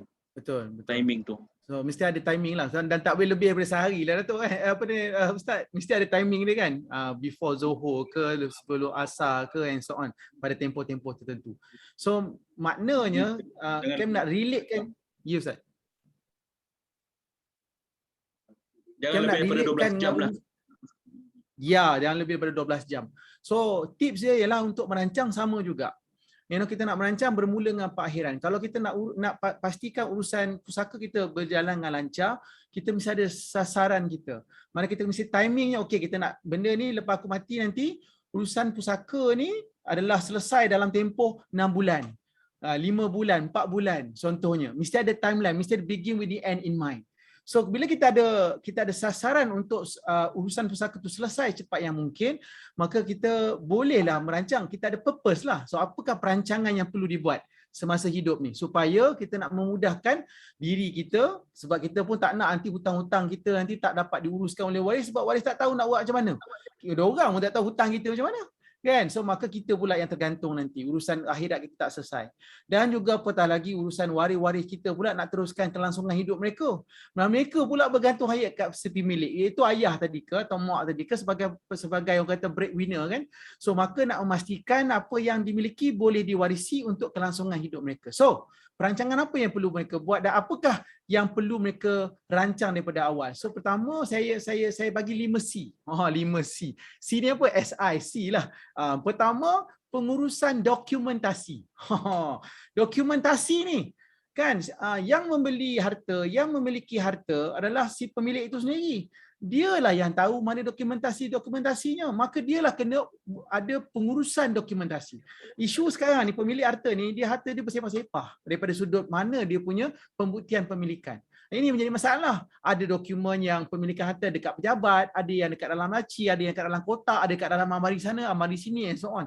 So dokumentasi dia pun berterabur. So maka apa yang perlu ialah inilah dokumen-dokumen yang perlu daripada sudut proses permohonan kemudian untuk menguruskan harta pusaka. So uruslah semasa hidup daripada sudut dokumentasi. Itu yang pertama. So macam nak urus tu? Sekarang ni semua duduk kat rumah. Buatlah housekeeping. Kan, kumpullah dokumen-dokumen tadi. Mana yang tak relevan tu musnahkan, mana yang relevan tinggalkan. Ada yang kadang-kadang kita kumpul-kumpul dokumen tadi, jumpalah ada dokumen polisi takaful yang dah lapse lah kan. Jangan bagi false hopes kepada waris-waris. Woi, ada banyak dokumen takaful rupanya dah lapse. Dah lapse. Maknanya benda tu orang kata musnahkan. Yang mana tinggal yang relevan sahaja. Kan, mana dokumen yang tak ada lagi tu, kata dah jual rumah tu, maknanya kita dah put aside, tak perlu lagi, ini bukan yang terkini. So maka pengurusan dokumentasi tu kumpulkan setempat.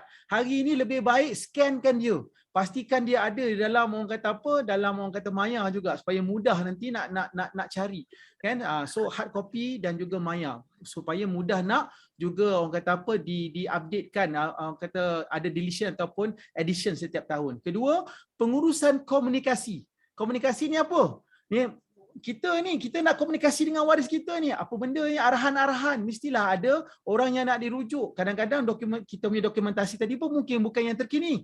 Mesti ada orang yang kita tinggalkan daripada sudut, okey, boleh rujuk kepada orang ni, boleh rujuk kepada orang ni. Ini orang-orang yang penting. Berapa orang? 5 orang ni. Siapa? Accountant saya lah. Siapa? Saya punya saya punya business partner saya lah. Siapa? Ini wakil keluarga lah. Supaya company secretary lah, supaya maklumat itu adalah maklumat yang terkini. So ada pengurusan komunikasi. Kalau dah buat perancangan semasa hidup, maka siapa? Oh, ini perunding pewarisan saya. Nombor telefon dia kat mana? Nak kena kontak ni supaya tertampang, supaya SOP itu mudah untuk waris-waris yang kita tinggalkan ni tahu nak buat apa. Dia punya SOP dia. Kan? So siapa ahli rujukan tadi? Apakah arahan-arahan tersebut? Semasa hidup ni kita kena uruskan komunikasi tadi. Yang ketiga ialah pengurusan representasi. Dah ada 3C lah. Tadi dokumentasi, kedua komunikasi, ketiga representasi. Siapa yang menjadi representasi kepada waris-waris kita? Kan, kepada ayah kita, mak kita yang dah uzur ni, takkan dia pula yang hulu kilih. Kan mungkin pasangan kita. Kalau bukan pasangan kita sebagai representasi, kan, maka dia pun tak ada nanti kemudian, maka yang keduanya inline. Orang kata apa? In queue tadi, backup untuk dia. Dan yang ketiga mungkin syarikat amanah yang kita dah jadikan, orang kata apa, representasi kita untuk uruskan pusaka kita nanti. Dan yang keempat, yang keempat adalah pengurusan operasi. Siapa yang nak menguruskan bila berlaku kematian nanti? Dokumen dah kumpul, komunikasi dah ada, dah tahu nak pergi mana, nak dapat rujukan apa semua, representasi dah ada. Nak buat urusan undang-undang nanti tu, kan? Nak pergi berurusan dengan nak pergi dapat surat kuasa mentadbir kat mana? Kat pejabat pusaka ke, kat high court ke, ataupun nak berurusan di Amanah Raya untuk urusan 600,000 ke bawah ke, kan? Siapa expert tadi tu? So kalau dah ada pelantikan wasi tadi ataupun representasi tadi, maka mudah untuk proses operasi itu dilaksanakan secepat yang mungkin. Dan yang last sekali ialah pengurusan membahagi. Macam mana nak menguruskan untuk membahagikan harta tadi supaya tak termakan hak yang batil. Kan, bukan milik orang lain punya yang kita duk ambil ni. Harta anak bawah umur. Kan, kita mesti pelihara. Jangan suka-suka kita ambil harta dia, bak dia, itu hak dia tu. Kita kena pelihara untuk bawah umur. Dan kita pastikan mereka tahu siapa waris faraid, bahagian hak waris faraid, dan seterusnya harta itu dikumpulkan. So orang yang representasi tadi tu, dia kena buat ledger. Harta yang dah kumpulkan tadi tu, apakah harta tersebut? Dia kena ada perekodan yang proper supaya nak report kepada waris-waris yang lain ni, supaya dia tulus, supaya dia menunjukkan bahawa everything yang telah yang diuruskan tadi tu semua dapat dikomunikasikan dengan jelas. Sebab itu dah antara perkara-perkara yang kena uruskan tadi 5 perkara. Pengurusan dokumentasi, pengurusan komunikasi, pengurusan representasi, pengurusan operasi dan pengurusan untuk membahagi.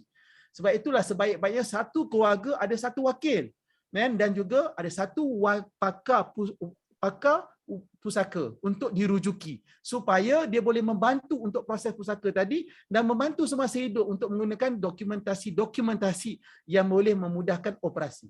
Itu dia. Baik, terima kasih. Baiklah tuan-tuan dan puan, kita pun sebenarnya sudah menghampiri kepada penghujung perkongsian kita. Sambil itu saya minta admin tolong kongsikan di ruangan komen link untuk kita punya jika ada yang mungkin ingin menguruskan pusaka dan ingin tahu siapa waris faraid masing-masing, ada link untuk anda mendapatkan mock-up sijil faraid.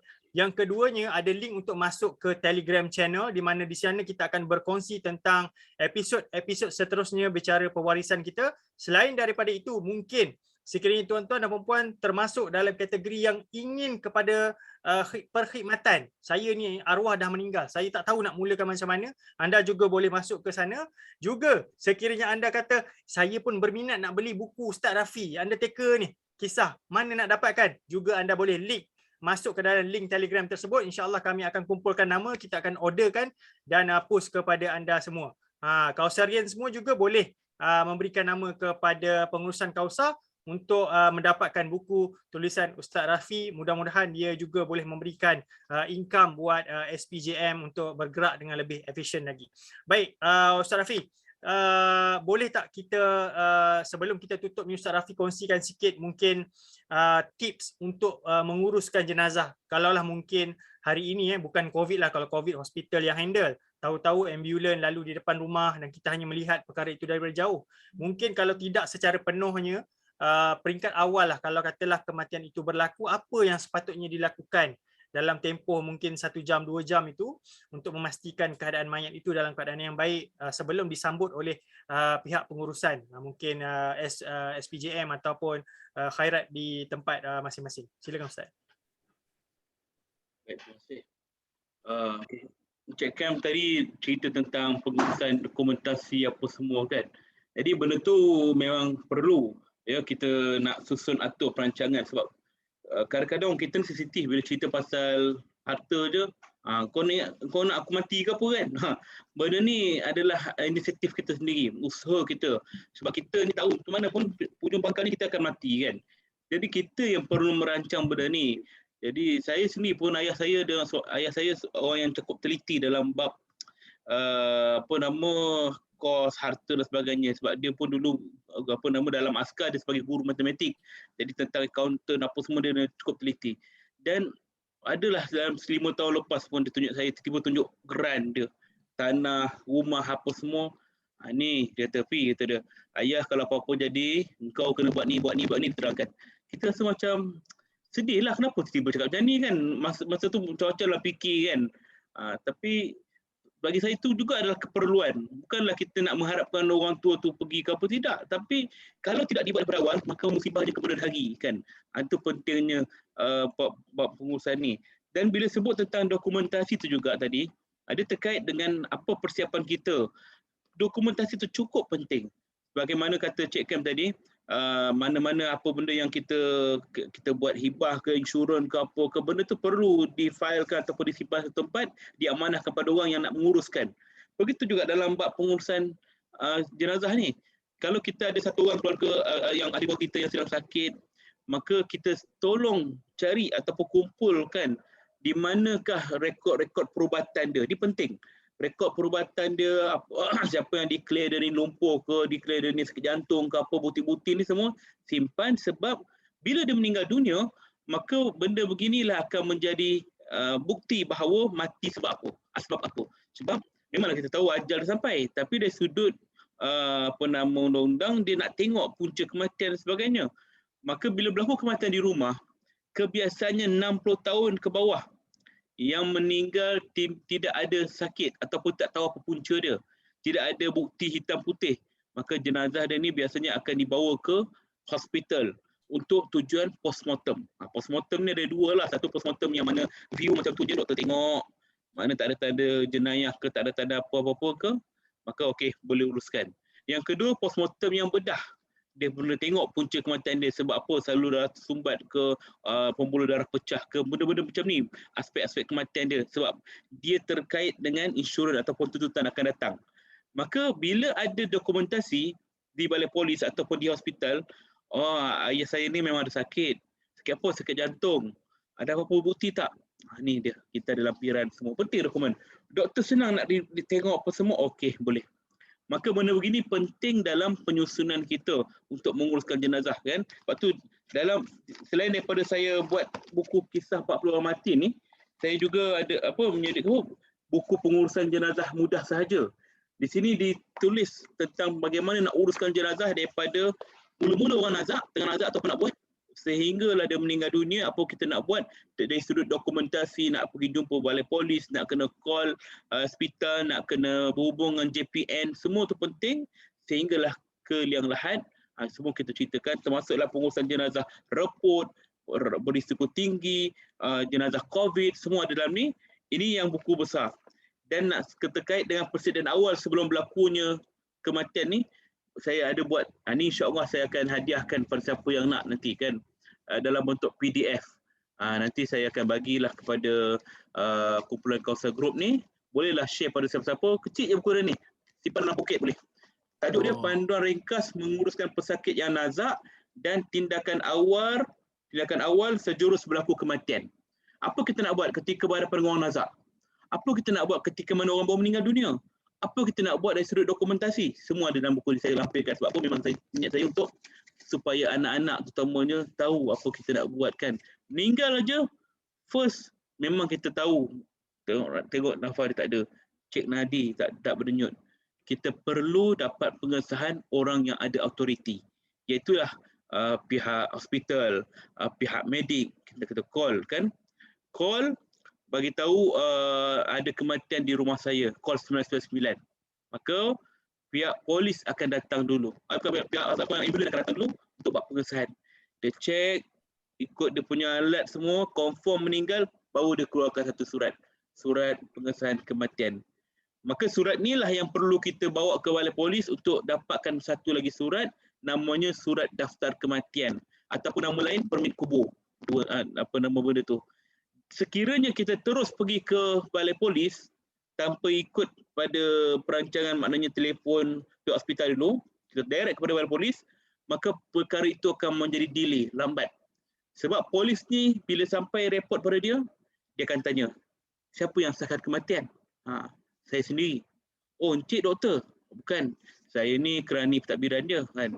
Macam tak kena kan. Awak bukannya bidang tu kan. Tak ada autoriti untuk mengesahkan kematian orang tu kan. Maka polis kata, okey cik balik rumah dulu, tunggu kami datang. Nak menunggu polis datang, bukannya datang on the spot. Dia banyak kes lain nak kena settle. Maka tunggulah kita 1 jam, 2 jam, 3 jam, 4 jam. Mana polis datang ni? Menjadi urusan lambat kan. Jadi kita ikut step by step tu penting perancangan tu. Call ambulans, dia datang, dia sahkan, kemudian barulah sampai ke peringkat dia polis. Kita sediakan dokumen tadi, kita bawa bersama. Kemudian polis pun senang nak pantau. Okey, tulis permit kubur keluar. Dapat permit kubur tu, barulah jenazah ni boleh diuruskan. Dan sementara satu pihak yang menguruskan tentang dokumen ni di balai polis, pihak yang lain, yakni adik-beradik lain, kenalah aturkan jenazah ni. Saya ada pengalaman yang satu hari ayah dia tu dibiarkan macam tu je. Meninggal malam. Besok baru panggil saya, tengok dalam keadaan ayah dia pakai pampers najis lagi.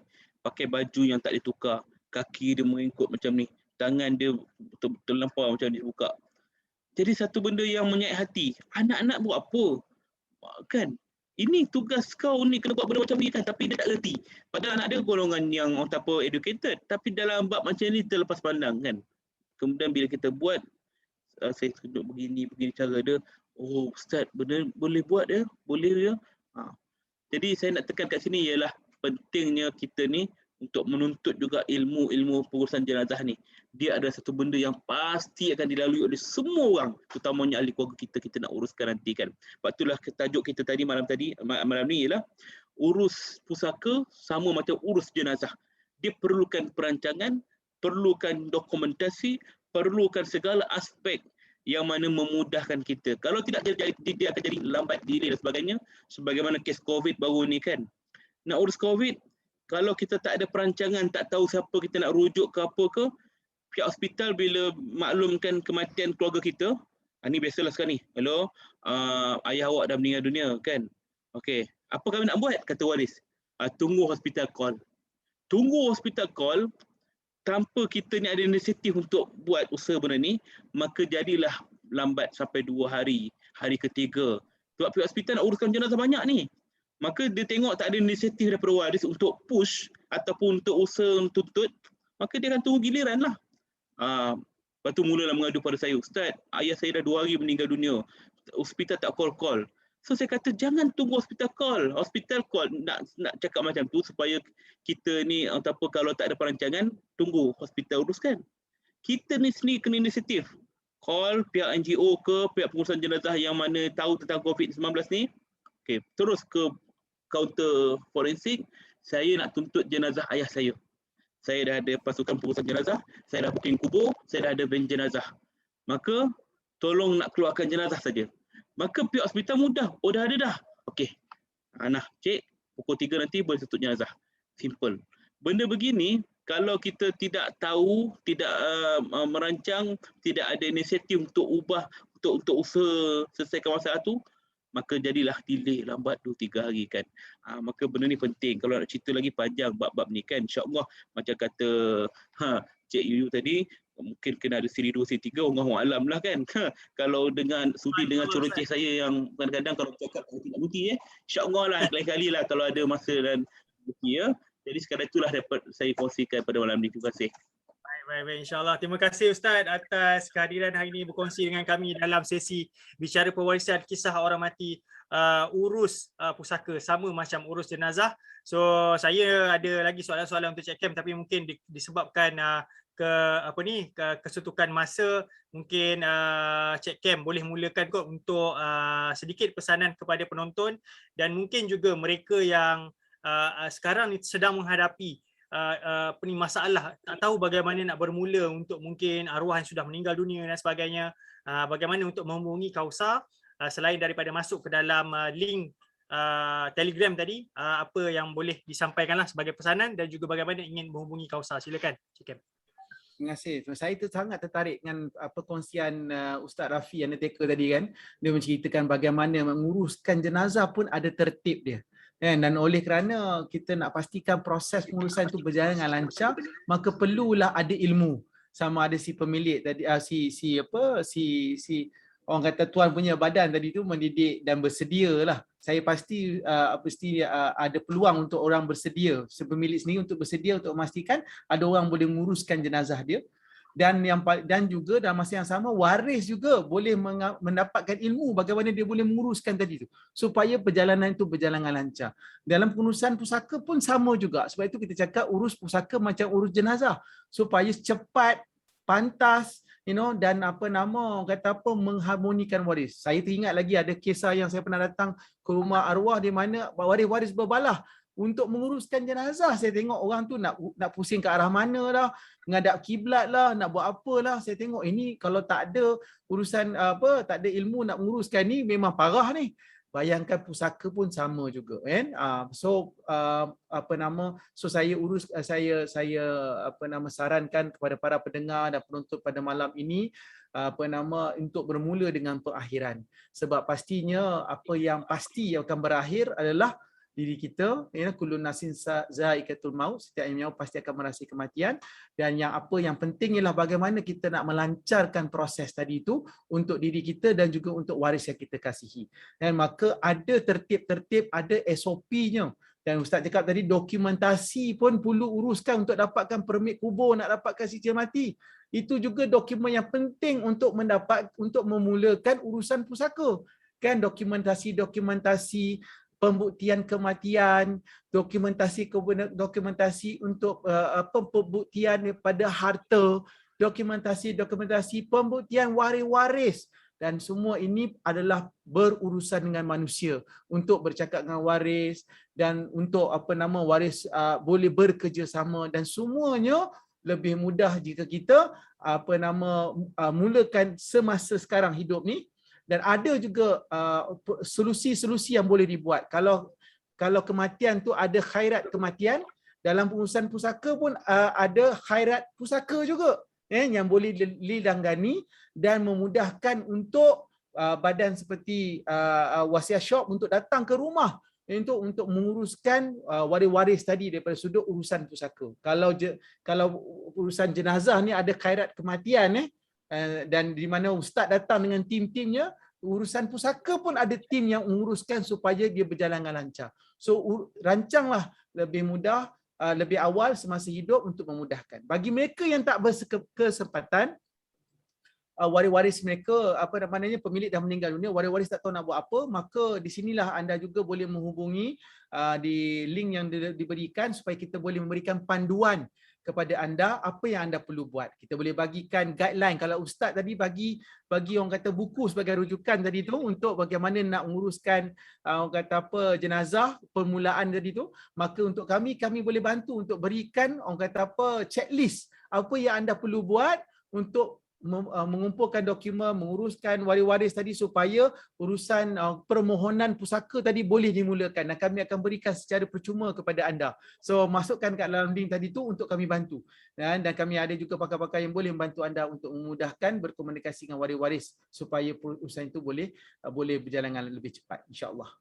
Itu dia. Baik, terima kasih Cik Kem. Baik, kita sudah pun tiba ke penghujung rancangan. Ustaz, saya nak minta Ustaz juga kongsikan bagaimana jika para penonton kita ingin berhubung dengan SPJM mungkin untuk pengurusan isu-isu pengurusan ataupun ingin lebih mendalami lah dari sudut apa yang dilakukan oleh di SPJM. Silakan Ustaz. Jika perlukan bantuan, nasihat, pengurusan jenazah, apa sahaja berkaitan dengan kematian ni, SPJM ni bukan hanya kepada orang Islam. Kita juga menawarkan perkhidmatan kepada bukan Islam, ya, dari sudut logistik, iaitu kenderaan, dari sudut keranda, dari sudut tanah kubur ataupun tempat pembakaran, dari sudut embalming, pengawitan. Jadi boleh rujuk kepada Facebook kami, Skuad Pengurusan Jenazah Malaysia. Begitu juga dengan Instagram, nama yang sama juga, YouTube pun begitu juga. Dan website kami www.spjm.my. Itu boleh tengok apakah objektif kita, apakah ni. Dan ada nombor telefon di situ, yang mana nombor telefon direct line dan juga nombor telefon handphone yang boleh kita call 24 jam. InsyaAllah akan ada yang respon kat situ. Berlaku kematian di seluruh Malaysia, boleh kita akan aturkan tim untuk bantu kat situ. Dan selain itu juga saya tak sempat nak kongsikan tentang proses pengawitan mayat tu, nanti mungkin lain kali lah kan. Bagaimana prosedur nak bawa balik jenazah daripada luar negara masuk ke dalam negara, bagaimana nak bawa keluar jenazah daripada dalam negara nak bawa keluar negara. Ini satu isu yang bagi saya penting juga orang tahu, dan saya selalu nasihatkan pada waris supaya mana-mana sahaja orang meninggal, di situlah kita kebumikan. Itulah sunnahnya kan, tak perlu bawa balik. Tapi kalau ada yang nak bawa balik juga, maka inilah jalan dia. Kami adalah salah satu ataupun antara pengurusan jenazah Islam yang menawarkan perkhidmatan untuk bawa jenazah dari sudut pengawitan mayat dan semuanya kita sediakan, insya-Allah. Ya, itulah sebab saya kongsikan. Terima kasih kepada saudara moderator Yuyu dan juga kepada Encik Kam dan pada semua barisan penganjur daripada Kausal Group, dan juga pada semua yang menonton live kita pada malam ini daripada SPJM. Encik Aziz sendirilah yang mengaturkan pertemuan kita pada malam ini. InsyaAllah mudah-mudahan apa yang saya kongsikan ini dapat manfaat dan juga dapat kita sampaikan pada kawan-kawan kita yang luar. Ini penting ni, tentang pengurusan jenazah, tentang wasiat, tentang pengurusan harta ni penting sebab dia terkait di antara hubungan dunia dan juga akhirat. Wallahu a'lam bishawab. InsyaAllah. Assalamualaikum warahmatullahi wabarakatuh. Waalaikumsalam warahmatullahi wabarakatuh. Itu dia tuan-tuan. Terima kasih sekali lagi kita ucapkan kepada kedua-dua panel kita, Ustaz Rafi Zainal Undertaker dan juga Cik Kam kita kerana sudi berkongsi kita dengan perkongsian kita bertajuk Kisah Orang Mati Urus Pusaka Seperti Urus Jenazah pada malam ini. Seperti mana yang kita dikongsikan, tuan-tuan dan puan, hidup kita ini sebagai satu perjalanan, haruslah kita mempersiapkan diri untuk menuju kepada destinasi akhir itu. Dalam sebuah hadis, mafhumnya menyebut orang yang bijak itu adalah orang yang banyak bersedia membuat bekal untuk menghadapi kematian. Kerana macam Ustaz sebut tadilah, dalam tempoh satu hari akhirat pun nilainya hanyalah 1 jam setengah saja. Kalau kita berbandingkan dengan hidup akhirat yang kekal selama-lamanya itu, mungkin nilai ini tak tahulah macam mana nak kira. Daripada 1 jam setengah jadi kepada minit-minit, kepada saat-saat, kepada milisaat, dan akhirnya dalam kehidupan akhirat itu mungkin kisah dunia kita ini menjadi cebisan memori yang begitu jauh sekali yang kita tak ingat dah. Apabila kita hidup dalam akhirat yang kekal selama-lamanya, sesungguhnya kita semua ingin kepada pengakhiran yang baik, yang akhirnya masuk kepada syurga Allah menjadi hamba-hamba yang terpilih, insya-Allah. Baiklah tuan-tuan dan puan, sehingga kita jumpa lagi dalam siri yang seterusnya. Terima kasih kerana terus bersama kami. Video ni akan terus berada di page Kausal Wealth Management untuk anda mengulang. Dan sekiranya ada apa-apa keperluan, boleh terus letak di ruangan komen. InsyaAllah admin page akan berhubung dengan anda untuk sebarang persoalan yang anda bangkitkan ataupun keperluan-keperluan yang perlu. Sampai jumpa lagi tuan-tuan dan puan. Hidup ini adalah untuk kita mencari betul. Beramal. Okey. Assalamualaikum warahmatullahi wabarakatuh. Sampai jumpa lagi minggu hadapan. Assalamualaikum warahmatullahi wabarakatuh. Waalaikumsalam.